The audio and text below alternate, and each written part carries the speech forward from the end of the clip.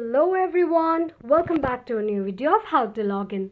Today in this video I'm going to show you how you can download your Etsy application on your phone.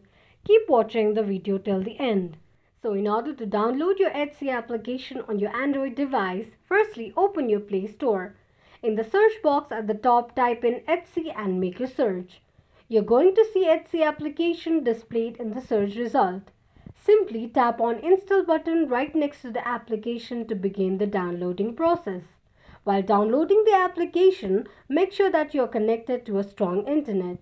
After installation process is completed, tap on an Open button to launch the application, and that is how you will be able to download your Etsy application on your Android device. I hope this video was helpful to you.